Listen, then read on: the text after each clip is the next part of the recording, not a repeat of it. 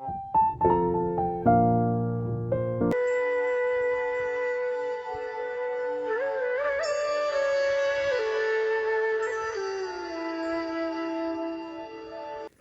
श्रोते हो. आजचा विषय थोडा वेगळा. मी सीता, मी द्रौपदी. असे म्हणतात की रामायण व महाभारत सीतामाता व द्रौपदी राणी यांच्यामुळे घडले. परंतु वेद, शास्त्र, पुराणे असं सांगतात की प्रत्येक घटनेमागे ज्याचे त्याचे कर्म असते. सीतामाता व द्रौपदी राणी या दोघींचे स्वयंवर रचले गेले होते.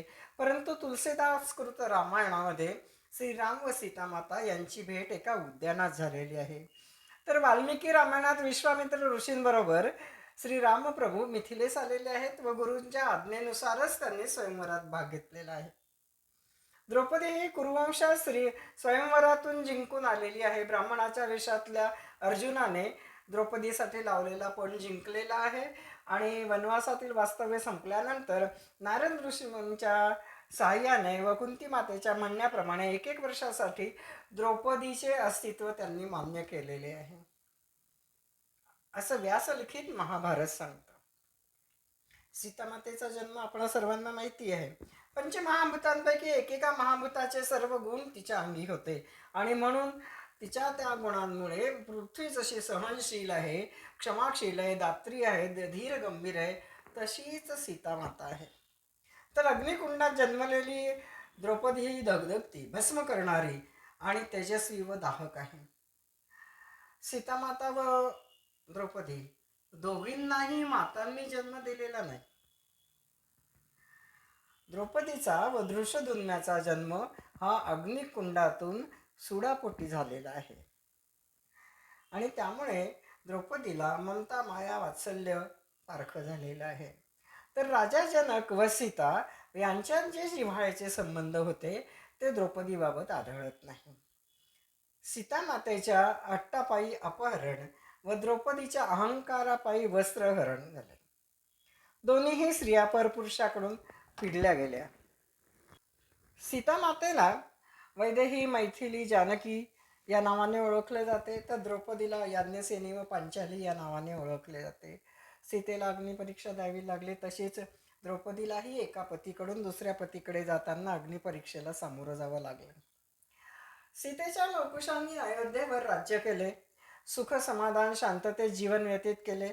त्यांच्या राज्यात प्रजाही सुखी होती. परंतु द्रौपदीच्या वैरभावामुळे पांडवांची सर्व मुलं अश्वत्थामाकडून मारली गेली. सीतामाता शांत, संयमी, समजूतदार होती, तर द्रौपदी ही क्रोधागारात राहणारी व धगधगणारी एक अग्निशिखा होती.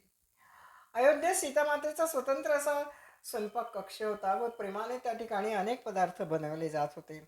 तर द्रौपदीजवळ कृष्णाने दिलेली थाळी होती. त्या थाळीतूनच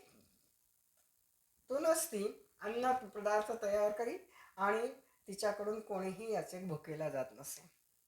सीतेचा शेवट विदारक होता.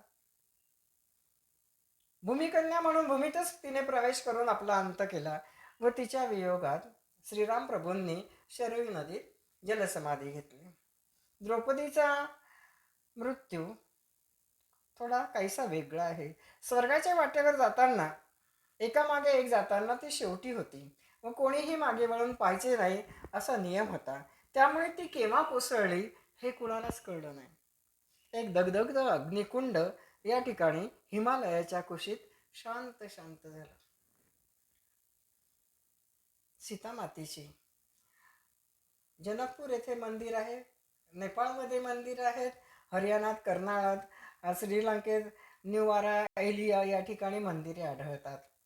तर द्रौपदीची कर्नाटक, तामिळनाडू आणि आंध्र प्रदेशात मंदिरे आहेत. अशा या दोन पूज्य सतीस, सीतामाता व द्रौपदी राणी.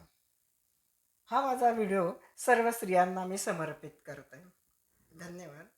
लाईक करा, शेअर करा, सबस्क्राईब पण करा.